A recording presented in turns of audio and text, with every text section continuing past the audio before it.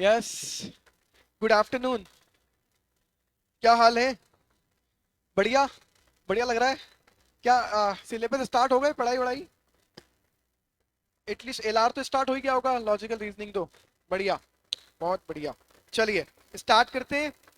मैंने पहले भी कहा था, दो सब्जेक्ट पढ़ाऊंगा, that is legal aptitude and business environment. So legal aptitude आज से फाइनली स्टार्ट करते हैं। और before we start this legal aptitude, कुछ बेसिक समझते हैं अबाउट द लॉ। देखो, ये लीगल एप्टीट्यूड आपको पढ़ा क्यों रहे हैं? आपने मेरे दो डिस्कशन में क्या समझा कि एक सीएस जो होता है वो कॉरपोरेट लॉज का एक्सपर्ट होता है। तो in your curriculum, in the entire life of your CS journey, क्या सबसे ज्यादा पढ़ाएंगे आपको? ये कॉरपोरेट लॉज। तो इन्हें आपको हर लेवल पर अलग अलग तरह के कॉरपोरेट लॉज पढ़ा।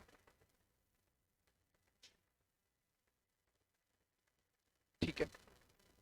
अब ये कॉरपोरेट लॉज चूंकि आप पढ़ना स्टार्ट करोगे एग्जीक्यूटिव से, इसलिए आपको सीएसईटी में केवल लॉ की क्या देना चाहते हैं? Basic understanding. केवल हम लॉ की बेसिक अंडरस्टैंडिंग देना चाहते हैं आपको इस सीएसईटी के थ्रू, सो दैट आपको लॉ समझ में आना स्टार्ट हो, आप कनेक्ट करना स्टार्ट करें लॉ से।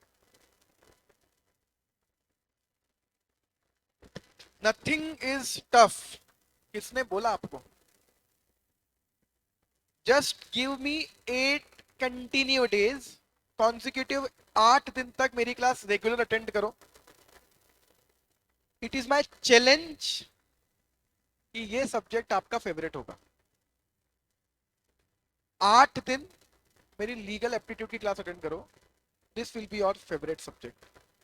और आप लोग जब क्लास आते हो तब आप ही के नीचे वाले फ्लोर पे, फर्स्ट फ्लोर पर सीएस एग्जीक्यूटिव की क्लास लगी रहती है। सबसे ज्यादा भरी हुई एक क्लास दिखेगी आपको फर्स्ट फ्लोर पे, पूरी आगे से पीछे तक भरी हुई क्लास एग्जीक्यूटिव की। वो मतलब सब आपके सीनियर्स हैं। तो उनसे एक बार मेरे बारे में जरूर पूछ लेना, और क्या उनका भी यही एक्सपीरियंस रहा ये भी पूछ लेना। तो लॉ से डरना नहीं है आपको, यह आपका फेवरेट सब्जेक्ट होगा। पता है क्यों? रीजन नंबर 1, एक तो मैं पढ़ा रहा हूँ। रीजन नंबर 2, मजाक छोड़ते हैं, रीजन नंबर 2 ये कि बेटा आप लॉज के ही तो एक्सपर्ट बनोगे। और अगर हमें लॉ में इंटरेस्ट नहीं आ रहा है, हम एडवोकेट्स वाले लॉ थोड़ी पढ़ रहे हैं कि किसी ने किसी को मारा पीटा तो सीआईआरपी सीपीसी सीआरपीसी क्या लगाऊंगा, वो थोड़ी पढ़ रहे हैं। हम कॉर्पोरेट लॉज पढ़ेंगे, वैसे ही लॉज पढ़ेंगे जो कॉर्पोरेट्स पर एप्लीकेबल है। तो ये तो बहुत इंटरेस्टिंग लॉज होते हैं। ये थोड़ी बोल रहे हैं किसी को मारा पीटा तो कहाँ जाओगे, पुलिस स्टेशन में कैसे एफआईआर होती है, ये थोड़ी पढ़ा रहे हैं आपको। हाँ, ये भी आपको एक लिमिट तक पढ़ाएंगे, लेकिन एग्जीक्यूटिव में थोड़ा सा जनरल लॉ का अवेयरनेस देने के लिए।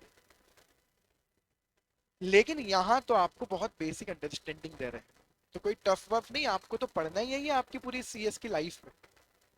सो this is first day of your class of corporate law. आप ऐसा मानो, just give me 8 consecutive days, this is going to be your favourite subject. ये मेरा चैलेंज है। 8 दिन जब मैं कंटिन्यू पढ़ा लूंगा, उसके बाद आपसे बिल्कुल पूछूंगा कि बताओ इस सब्जेक्ट के बारे में आपका क्या कहना है।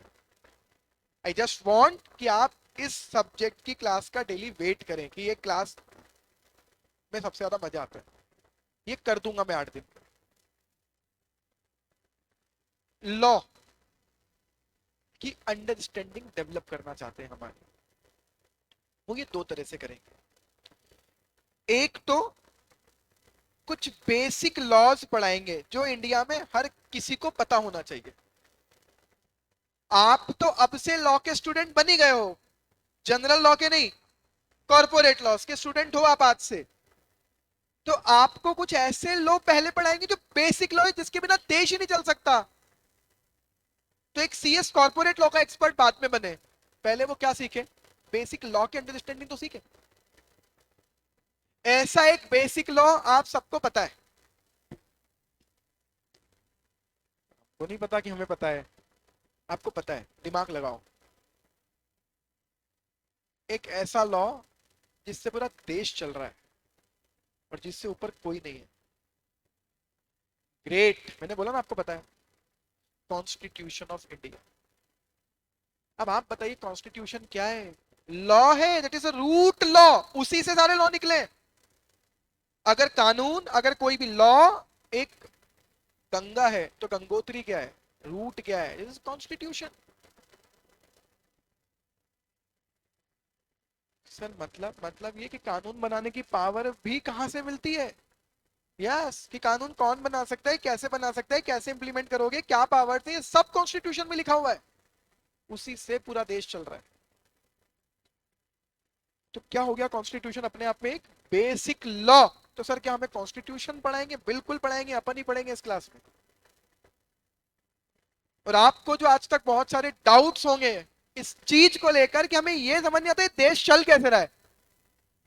Central government, state government, union territories, प्रधानमंत्री, राष्ट्रपति, राज्यपाल, मुख्यमंत्री, cabinet, ministers, supreme court, high court, lower courts, ये सब क्या है? ये सब आपको जुलाई के पहले पहले, मतलब ड्यूरिंग द सिलेबस, सब आपको टिप्स पर होगा कि कौन होता है। हम पूरा कॉन्स्टिट्यूशन पढ़ेंगे। कॉन्स्टिट्यूशन का बेसिक है आपको पूरा इधर। तो कुछ तो आपको क्या पढ़ाएंगे? बेसिक लॉज, जिसकी जानकारी सबको होनी चाहिए। और कुछ आपको वो लॉ जो ये पढ़ाने वाले हैं एग्जीक्यूटिव में, उन लॉज का क्या पढ़ाएंगे? बेसिक। सर यार ये दोनों चीजें आपने एक ही लिख दी। कुछ बेसिक लॉज हैं और कुछ लॉज के बारे में बेसिक्स हैं। जैसे आप बताओ, आप कौन सी लोगों के एक्सपर्ट हो? एलएलपी के एक्सपर्ट हो, पार्टनरशिप फॉर्म के एक्सपर्ट हो, कंपनी के एक्सपर्ट हो? क्या बनेगा सीएस बन के एक व्यक्ति? कंपनी का एक्सपर्ट। तो उसको कौन सा एक्ट सबसे ज्यादा पढ़ाया जाता है? Companies act. अब कंपनीज एक्ट पूरा डिटेल में आप कहां पढ़ोगे? एग्जीक्यूटिव में। पर यहां क्या पढ़ेंगे? उस कंपनी लॉ का बेसिक। तो कुछ तो आपको यहाँ क्या पढ़ना है? Basic laws. और कुछ क्या पढ़ना है जो आगे हम डिटेल लॉ पढ़ने वाले हैं, उनके छोटे छोटे से बेसिक्स। यही आपका सिलेबस। छोटा सा सिलेबस है, 5 चैप्टर्स हैं, जिसमें से 4 काम के, एक तो जबरन में गिनती में है, 4 पेज का चैप्टर है और 25 मार्क्स का है। मतलब हर चैप्टर कम से कम 6 से 7 नंबर का है।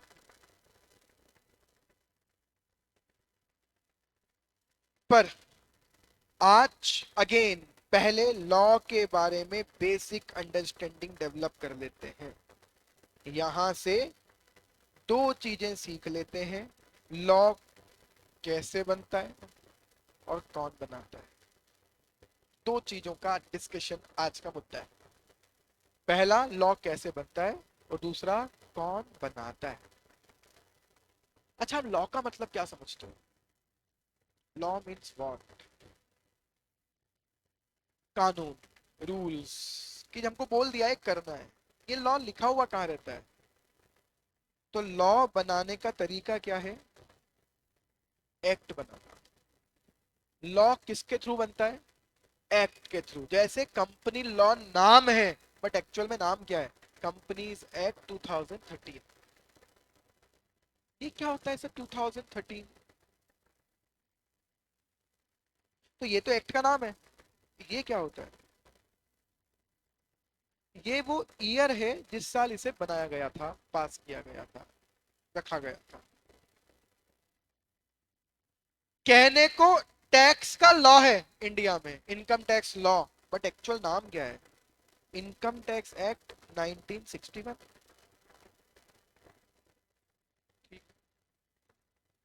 सो ये तरीका है हमारे यहाँ कि पहले हम एक्ट लिखते हैं, एक्ट क्या है, और फिर उसके साथ में क्या लिखते हैं? ईयर। बहुत बढ़िया। अब एक डाउट, सर कंपनीज एक्ट 2013 में आया, इसके पहले कंपनीज एक्ट नहीं था? इसके पहले कंपनीज एक्ट नहीं था? था। क्या था? फिर ये तेरा 56 को खत्म किया। देखो, सब यही तो सीखना सीखना है हमें। कंपनीज एक्ट 1956 हुआ करता था। हमारे पास इस एक्ट को क्या करने के तरीके चाहिए थे, चेंज। एक मिनट, एक अर्जेंट कॉल है यार, लेना पड़ेगा।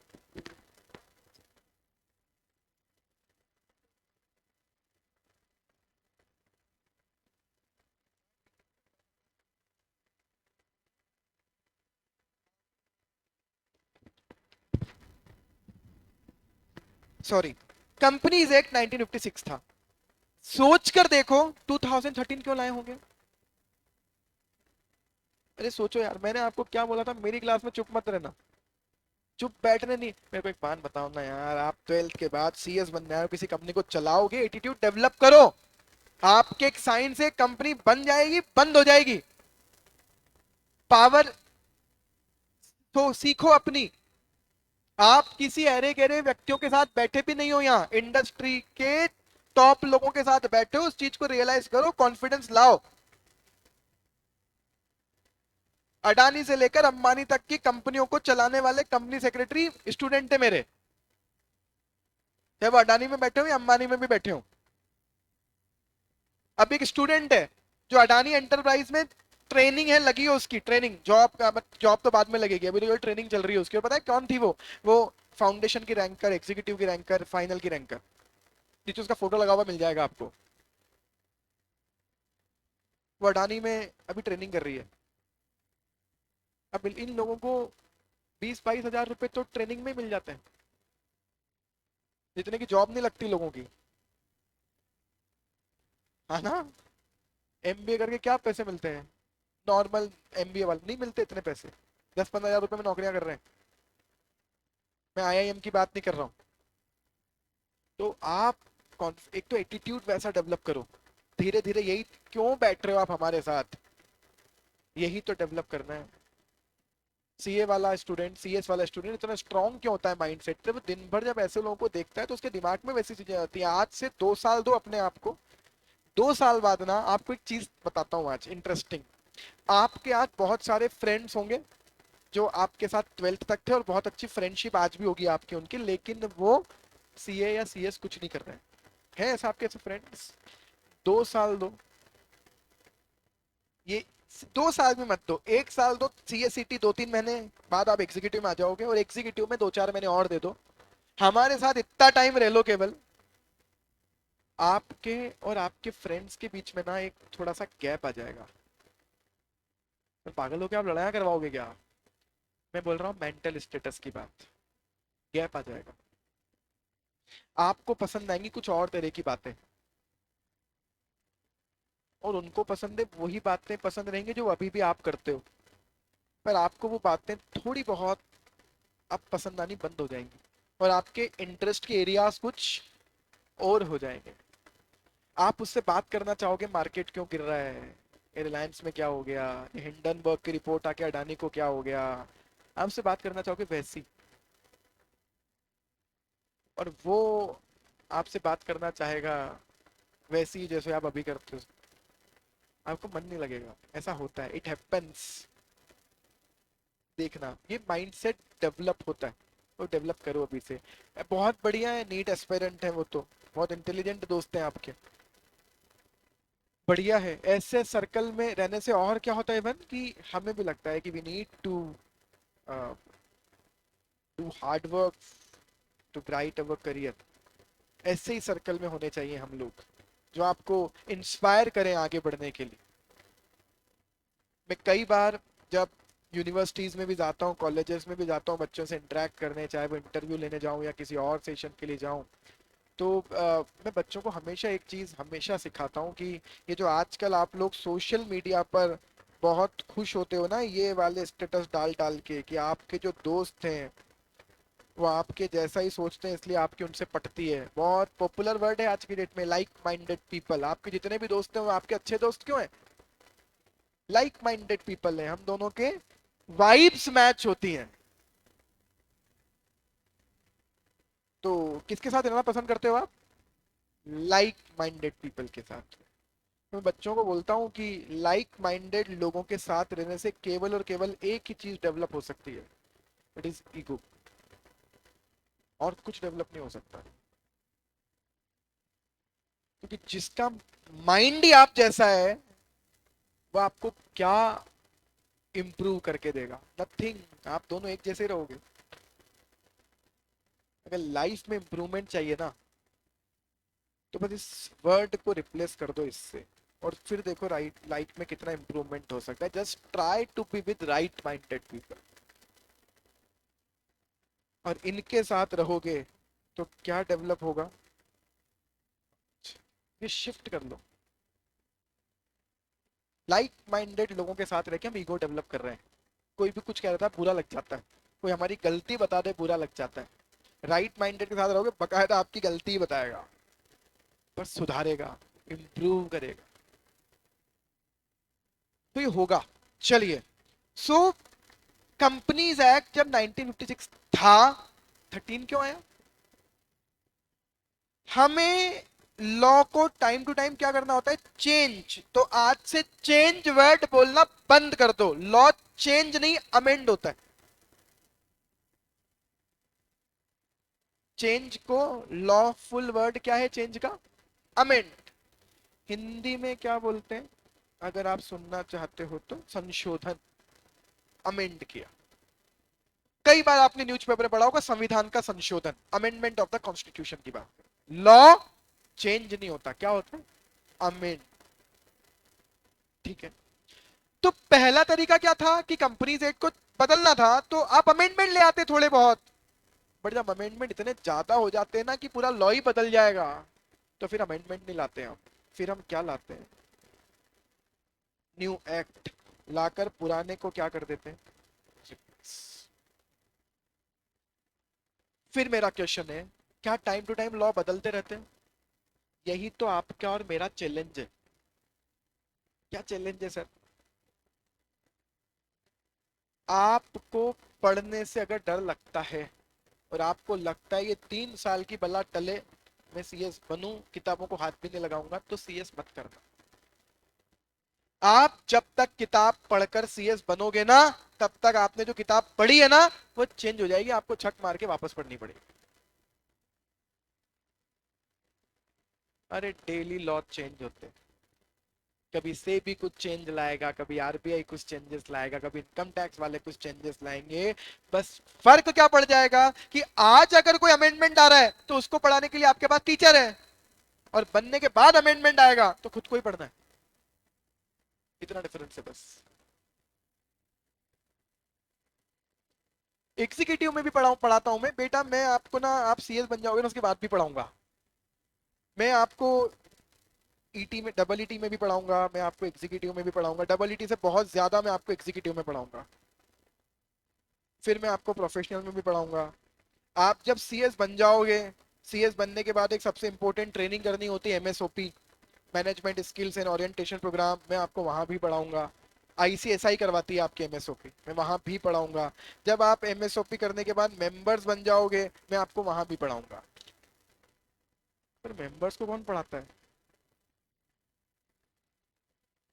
अरे डे बाय डे नए नए चेंजेस आएंगे, तो उसको भी आईसीएसआई की जिम्मेदारी क्या है कि मेंबर्स को उन चीजों से अपडेट करे। तो कौन करेगा? उस फील्ड के एक्सपर्ट। तो आप मुझे रेगुलरली एक मेंबर बनने के बाद भी देखोगे। So actually I am associated both with ICAI and ICSI. पूरे इंडिया में जाता हूं मैं आईसीआई और आईसीएसआई के लिए, इनके मेंबर्स को पढ़ाने के लिए। तो I travel across the country to teach the members. तो आप बन जाओगे ना, उसके बाद अपना साथ आज से जो चालू हुआ है ना 2-3 दिन पहले से, वो बहुत लंबा रहेगा। अगर आप सीएस में रहोगे तो आप साथ बीच में मत छोड़ना, मैं नहीं छोड़ूंगा, मैं तो आपको बहुत टाइम तक मिलूंगा। खैर, चलिए, तो लॉ अमेंड भी हो सकता है, और ज्यादा चेंजेस लाने हो तो रिप्लेस कर देंगे। ठीक है। अब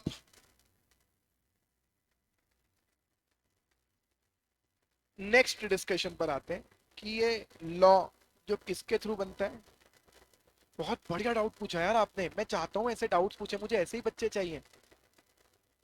सर कई बार ना एक्ट नाम नहीं लिखते, कोड लिखते। यही तो मैं डेवलप करवाना चाहता हूं। हमारी थॉट प्रोसेस, लॉ के स्टूडेंट बने, लॉ समझे पहले, फिर पढ़ेंगे बाद में लॉ। किसी एक्ट, लॉ पढ़ाने के दो तरीके, कभी कभी उसको एक्ट लिख देते हैं और कभी कभी उसको कोड लिख देते हैं। आपने नहीं सुना होगा बस, कभी आपने अभी तक एक्ट ही सुना होगा, पीछे लिखा होगा। मैं आपको कुछ नाम बताता हूँ।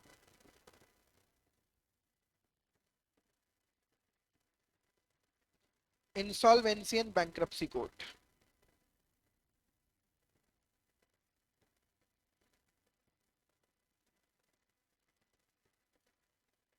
शॉर्ट में क्या कहते हैं?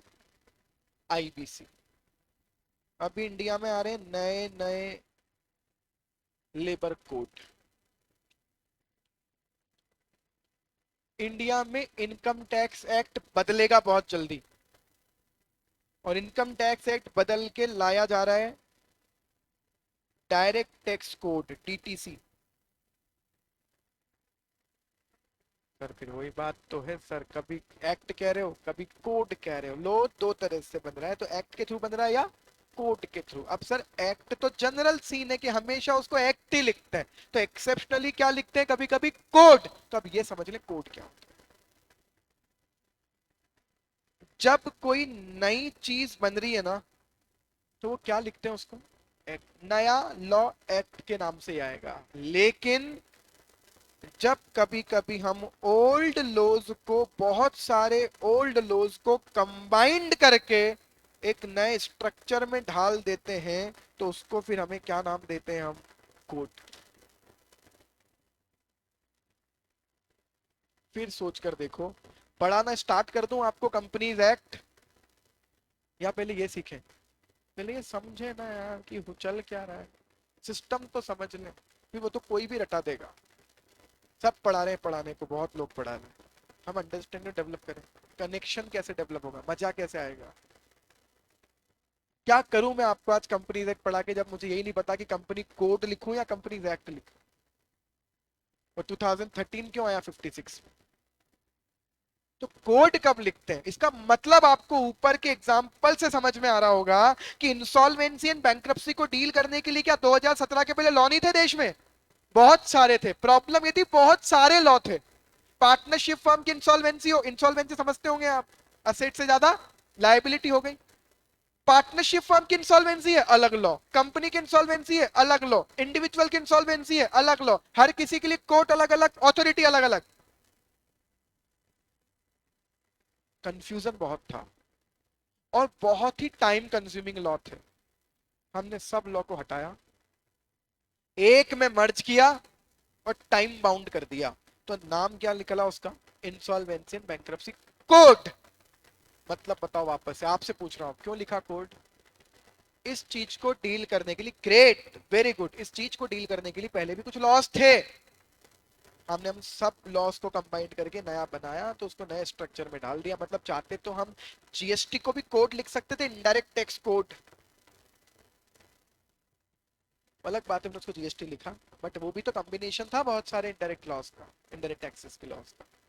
लेबर कोड, नाम से समझ में आ रहा होगा। आज की डेट में इंडिया में करीब करीब अच्छे खासे 22 करीब लेबर लॉज हैं। इतने कौन पड़ेगा? और इन सब को समअप करके अब हम 4 से 5 लेकर आ रहे हैं, क्या? Labour code. सबको मर्ज कर देंगे। इनकम टैक्स एक्ट है आज, हाँ, उन सबको खत्म करके क्या ला देंगे? Direct tax code. तो कभी कभी लॉ को एक्ट लिखा जाता है, कभी कभी कोड लिखा जाता है। Generally it is act, exceptionally it is code. आगे आते हैं। मेरा मेन डिस्कशन तो मैं अब तक कर ही नहीं पा रहा हूँ, जो मैं घर से याद करके आया हूँ वो तो मैं बोल ही नहीं पा रहा हूँ अब तक। मेन डिस्कशन ये है कि लॉ बनता कैसे, हाउ इट इज इम्प्लीमेंटेड। कोई भी बना देगा। बहुत बढ़िया। एक बात बताओ आप मुझे, कि आप सबने वो नाम सुने होंगे, हमारे संस्कृति में वो वर्ड बहुत पॉपुलर था, वेद पुराण। तो वेद किसी ने बनाए थे क्या? नहीं, ब्रह्मा जी ने दे दिए थे, भैया ये वेद है, इनका पालन कर लेना। आयुर्वेद, ऋग्वेद, सामवेद, अथर्ववेद दे दिए हमको लाके, सही रहने के लिए आयुर्वेद पढ़ लेना। ऐसे ही बोला था ना, अरे हेल्थ के लिए आयुर्वेद पढ़ लेना।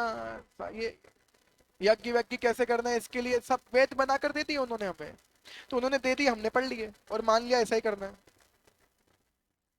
लॉ किसी ने ऐसे हाथ में लेकर नहीं दिया आपको कि ये लॉ मेरी वाणी है इसको रख ले। लॉ किसी खुदाई में से भी नहीं मिले अपने को कि हड़प्पा या मोहनजोदाड़ो की खुदाई हुई थी वहां से अपने को लॉ मिला, अपन ने बोला वाह ये लॉ है इसको पढ़ लें और जो लिखा है रट लो उसको, कोई सॉल्यूशन नहीं है, नहीं। तो मुझे ये बताओ अगर इसमें आपको हंसी आ रही है तो फिर आपके पास आंसर होगा कि ये लॉ जब खुदाई में से निकले तो कहां से आए, किसने बनाए? किसी मशीन ने, किसी रोबोट ने, किसी कंप्यूटर ने? बहुत बढ़िया, किसने बनाए? किसी ह्यूमन बीइंग ने बनाए। तो क्या रात को उसको सपना आता होगा कि ये लिखूंगा कल उठकर? कि रात को मैंने एक सपना देखा फिर उससे एक कहानी बनाई, वो चूचा जैसे फुकरे देखी होगी आपने, चूचे को सपना आता था उससे वो लॉटरी का नंबर बनाते थे कहानी बनाकर, तो वैसे किसी को सपना आता होगा इसको रात को सोते टाइम? नहीं। मैं फिर पूछ रहा हूं, आपको मजाक जरूर लग रहा है अभी लेकिन बहुत इंटरेस्टिंग डिस्कशन कर रहा हूं, ये बताओ ये कोई कैसे बनाता होगा लॉ कोई व्यक्ति? कुछ सोचकर, कुछ समझकर। तो फिर मुझे बताओ अगर किसी ने लॉ कुछ सोचकर या समझ के बनाया हुआ है तो उस लॉ को रटना क्यों है? जिस सोच से उस व्यक्ति ने लॉ बनाया उस सोच तक अगर आप और मैं पहुंच जाएं तो लॉ याद रहेगा, समझ में आएगा, रिटेन रहेगा, कभी रटना नहीं पड़ेगा। इसका मतलब मैं आपको क्या सिखाना चाह रहा हूँ, लॉ रटना नहीं है, समझना है। मैं 50 बार बात बोलूंगा ये आपकी लाइफ में आपको हमेशा कि ये किसी ने खुदाई में से नहीं दिया है जो आप इसको रटने बैठ रहे हो। हाँ, ऑब्वियस है कि लॉ ने अगर कुछ लिख दिया वो आपको समझ में नहीं भी आया और एग्जाम में नंबर लाने तो फाइनल तरीका क्या है, रट लो, वो तो है ही फिर। पर जो भी बना है ना वो किसी ने सोच समझ के बनाया है, उसकी सोच तक पहुंच जाओ तो लॉ से कनेक्टिविटी बैठेगी, इंटरेस्ट आएगा, मजा आएगा, रटना कम पड़ेगा। इसे रटना मत। तो वापस से आते हैं, किसने बनाया? किसी ह्यूमन बीइंग ने। कोई ऑफिसर ऑफिसर होते होंगे इसमें? बढ़िया, ठीक है। तो लॉ कौन बनाता है? गवर्नमेंट के ऑफिसर या कोई भी बना ले? गवर्नमेंट। कौन सी गवर्नमेंट, सेंट्रल या स्टेट? बहुत बढ़िया, कौन सी गवर्नमेंट? किसने बोला आपको? अगर किसी ने भी नहीं बोला था, हम तो खुद ही सोच रहे हैं कि सेंट्रल गवर्नमेंट ही बनाती होगी सर लॉ तो सर। अच्छा, तो स्टेट गवर्नमेंट नहीं बनाती होगी?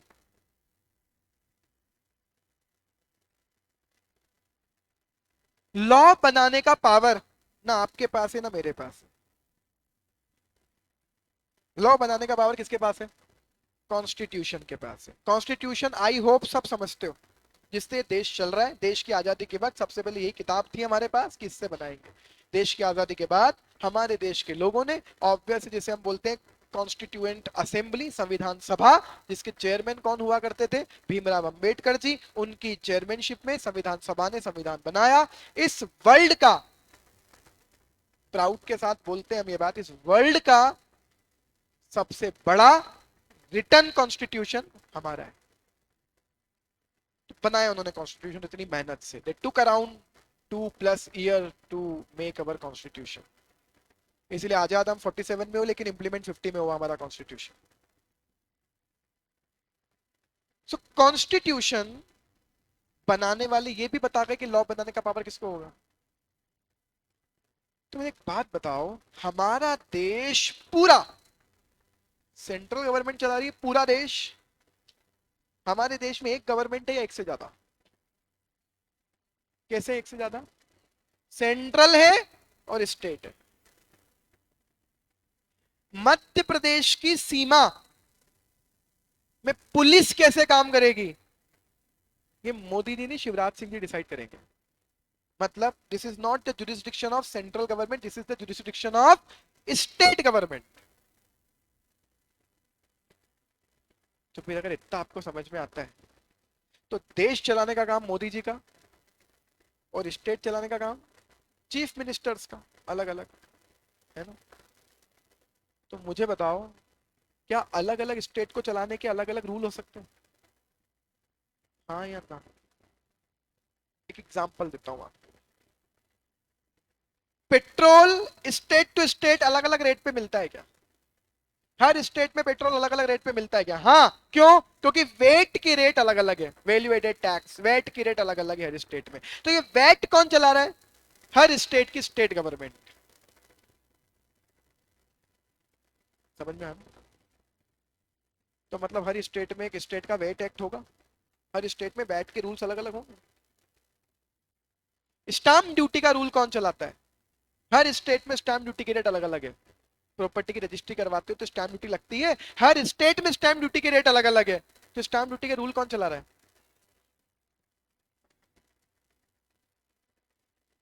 इसका मतलब जल्दी बताओ। कुछ लॉ कौन बनाएगा और कुछ लॉ कौन बनाएगा? अब कौन डिसाइड करेगा कि कौन सा लॉ कौन बनाएगा? डिसाइड कोई नहीं करेगा, डिसाइड करके जा चुके कॉन्स्टिट्यूशन बनाने वाले। और उन्होंने कॉन्स्टिट्यूशन में बनाई 3 लिस्ट।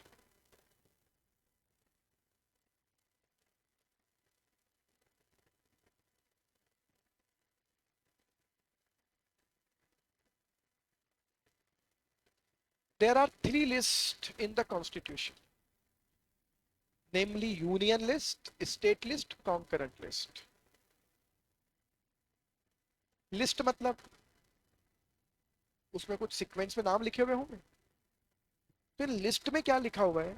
इन सारी लिस्ट में क्या लिखे हुए हैं? अलग अलग सब्जेक्ट मैटर। इसका मतलब ये कि इन लिस्ट में लिखे हुए कि कौन कौन से मुद्दे पर कौन सी गवर्नमेंट को लॉ बनाने का पावर होगा, ये कहां लिखा हुआ है? इन लिस्ट में। बहुत बड़ी बड़ी लिस्ट है।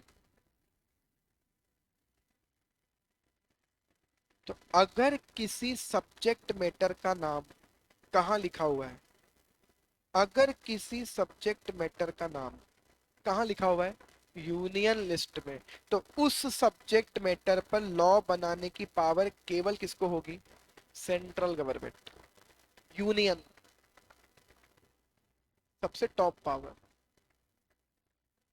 अगर किसी सब्जेक्ट मैटर का नाम कहां लिखा हुआ है? स्टेट लिस्ट में। तो उस सब्जेक्ट मैटर पर लॉ बनाने का पावर किसको होगा? अब ये वर्ड किसी को समझ में आता है क्या? कॉन्करेंट। कॉन्करेंट का नॉर्मल मतलब होता है साथ साथ, मिलकर। अगर किसी मैटर का नाम कहाँ लिखा हुआ है? कॉन्करेंट लिस्ट में। तो उस मुद्दे पर लॉ बनाने का पावर किसको होगा?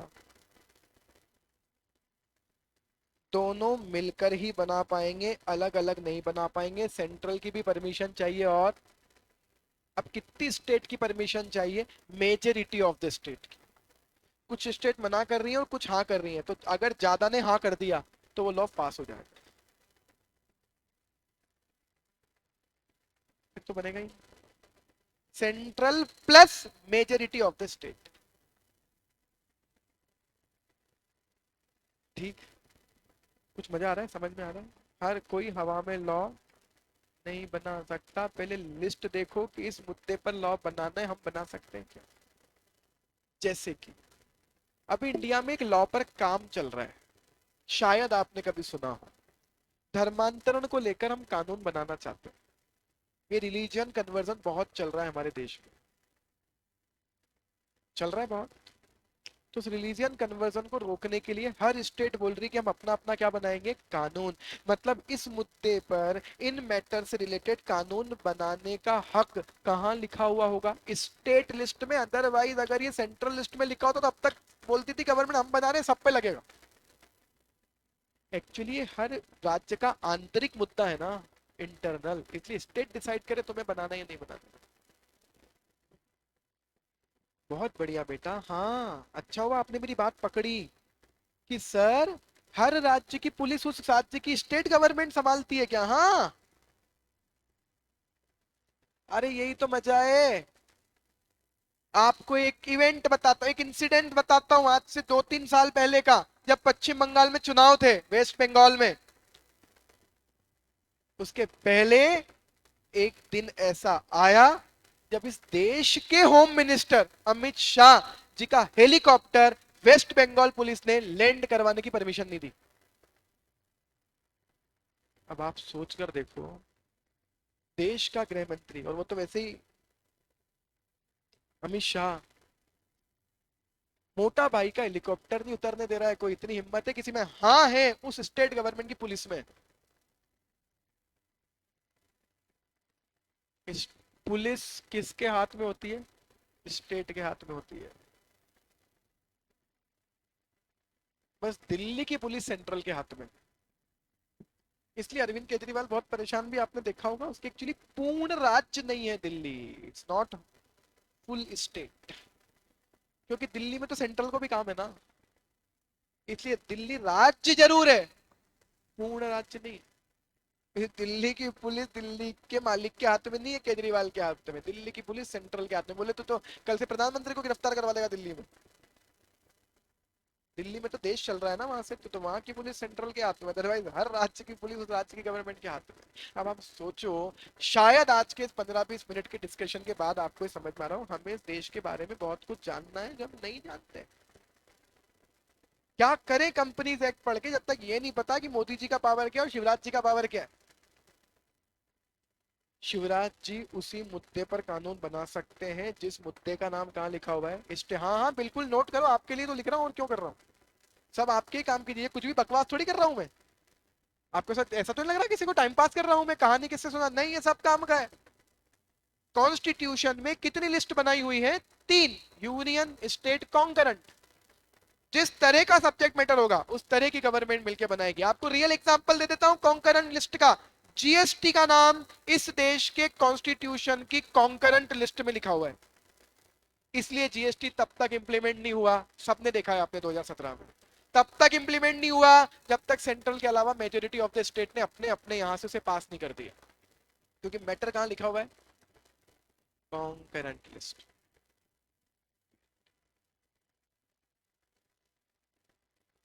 लॉ कैसे बनता है वो तो अभी तक हमने सीखा ही नहीं, अभी तो हम ये सीख रहे हैं लॉ कौन बना सकता है। हवा में नहीं बना सकते, देखना पड़ेगा कॉन्स्टिट्यूशन की कौन सी लिस्ट में, उसके अकॉर्डिंग पता चलेगा कौन बना सकता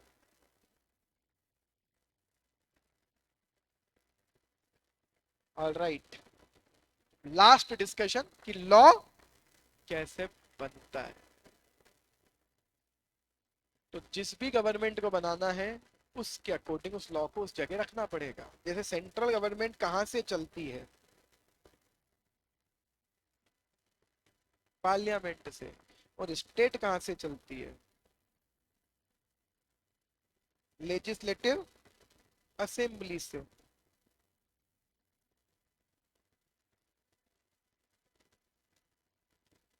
एक और चीज आप कभी ये मत समझना आप आपको हिंदी क्यों पढ़ाते हो। हम एटलीस्ट देश के लोग हैं, तो एटलीस्ट जो हमारी मातृभाषा है ना, मदर टंग, उसको थोड़ा तो समझे। अगर हमें इंग्लिश नहीं आती तो इंग्लिश एक लैंग्वेज है, नहीं आती वो चलेगा। हिंदी नहीं आती, शर्म की बात है कि हमको हमारी मदर टंग नहीं आती।